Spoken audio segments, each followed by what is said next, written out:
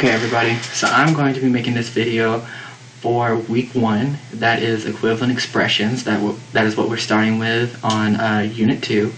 So what we want to talk about first is our definitions. We have equivalent, and equivalent just means equal.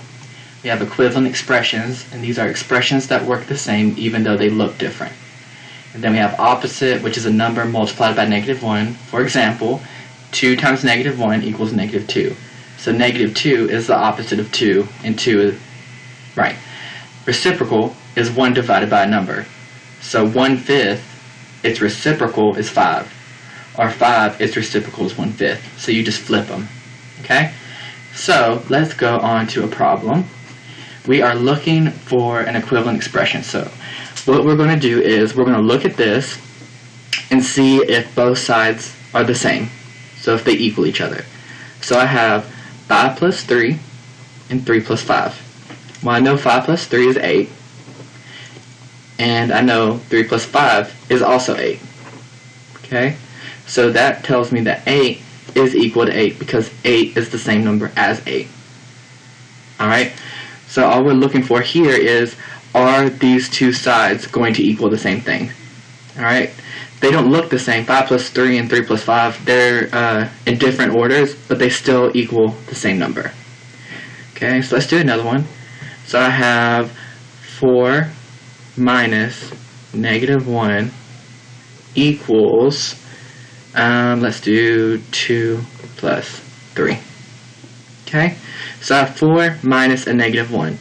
Alright, if you remember, when you look at these problems, you have two subtraction signs beside each other. This kind of looks like a face. So what we're going to do is, when you have two subtraction signs, that means add. So we're going to take it, and we're going to wake this face up by making both sides addition, so that becomes a plus. So if I have 4 plus 1, that's 5. And if this side is just straight addition, it's 2 plus 3. 2 plus 3 is also 5. So this one is equivalent, and this one is equivalent. So they're equal. Okay? That's what I'm talking about when I say an equivalent expression. So let's look at some more examples. Let's say I did number 3. We had, let's do 4 times -2 and 13 minus 3. Alright, so 4 times -2. Remember, if you have a positive times a negative, it's a negative. So 4 times 2 is 8. But because I have this negative sign, that makes it a -8. So I have -8 over here. Bring down my equal sign. 13 minus 3. Well, if you have 13, you take away 3, you get 10.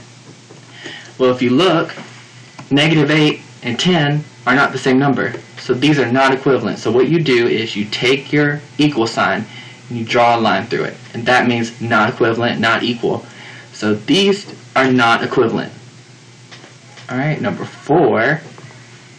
Let's say we had -2 times -10. And then we had 20 divided by 2. Sorry, make that a little easier for y'all to see. So 20 divided by 2. Well, I know a negative times a negative, remember, is a positive. So 2 times -10.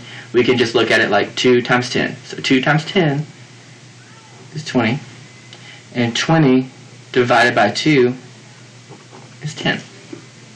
So these two are not the same. 20 and 10 are not equal. They're not the same thing. So this is not equivalent. Okay? So this is what we've been working on for this week.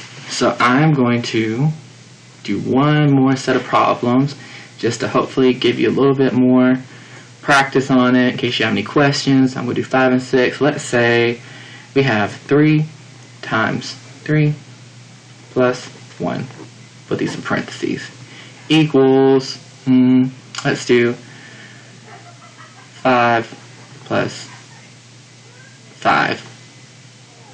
Yeah, 5 plus 5. So 3 times 3. Remember, when you're doing this, that order of operations, right? We'd have to do what's in the parentheses first. So 3 times 3 is 9. Right? Bring down my plus 1 equals 5 plus 5 in my parentheses. Alright, then I have 9 plus 1, which is 10. Then I have my equal sign, and 5 plus 5 is also 10. So these two are equivalent. And then for number 6, let me just draw a quick little squiggly line to separate them.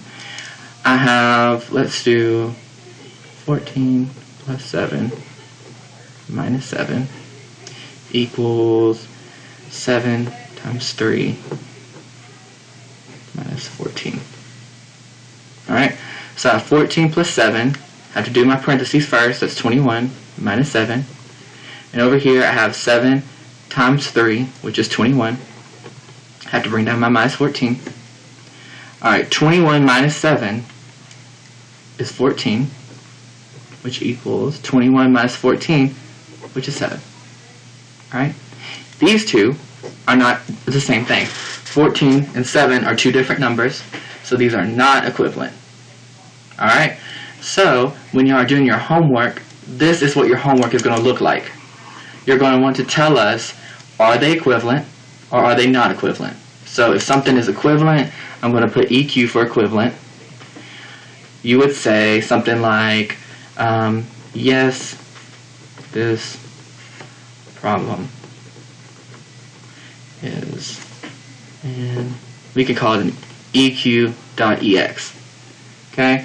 So that's shorted for equivalent expression, and if it's not an equivalent expression, so not EQ, you can say, no, this problem,